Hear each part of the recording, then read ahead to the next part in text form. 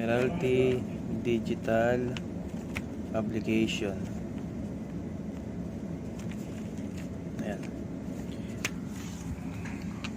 Okay, mag-update tayo ngayon ng ADP o Admiralty Digital Publication.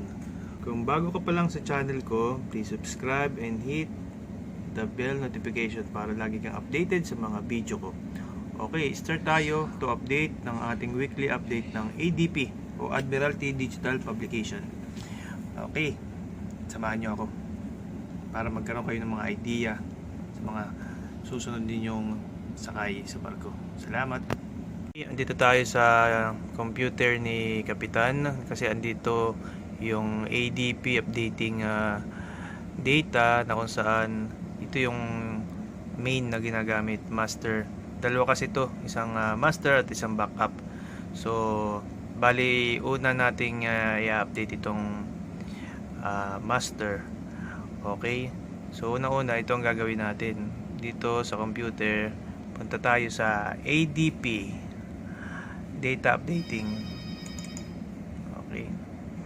Okay, so ADP data updating. So para makasiguro tayo, tingnan muna natin yung latest. So pindutin natin yung preview para makita natin kung ano yung latest na week.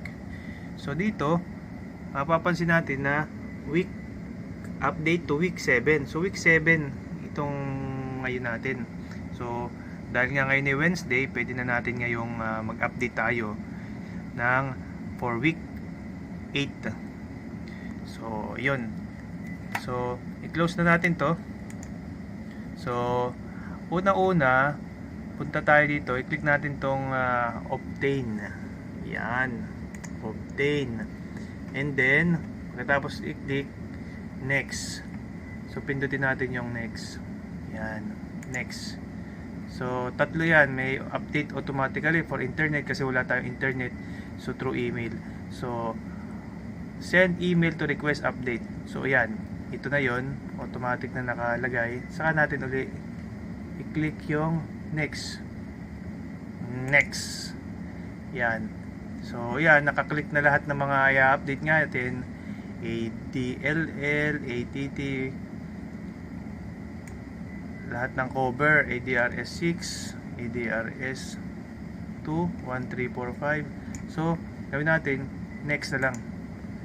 Tapos meron ulit dito, when do you want to send the email? So store the request in a file to send later or send from another PC. So yan, gawin natin, click ulit next. So yan, pupunta tayo, may sinasabi ko saan daw natin, when you click finish, the update request information will be stored in the file specific.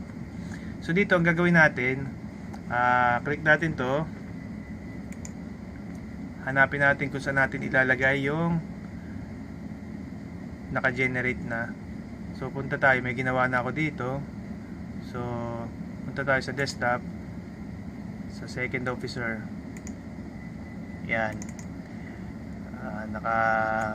Yun naman, pwede kayo gumawa kung saan ninyo pwedeng ilagay yung naka-generate na yun. So ako, gumawa na ako dito sa ADP. Yan, request update. Yan. So dito ko lang siya i-save. Yan, nakasave na siya doon. Tapos i-finish mo na lang. Pak. And then okay. Yan. So yun. Tapos na natin. Tingnan natin doon sa ginawa nating folder. Nasa ADP. Yan yung ginawa ko. Tapos request update. Yun, February 15. Andito na yung ginawa natin, naka-generate na. So ito ipapadala natin to sa email. I-email natin to. Okay? So yun, ganun lang ang step by step na ginawa natin upang makapag-update tayo ng ADP. So pag may dumating at mensahe, reply, bali ang mangyayari nun, saka na lang natin gagawin ulit ako ng video para yung kung paano naman yung ating ginawa ngayon na request, gagawin natin kung paano i-update.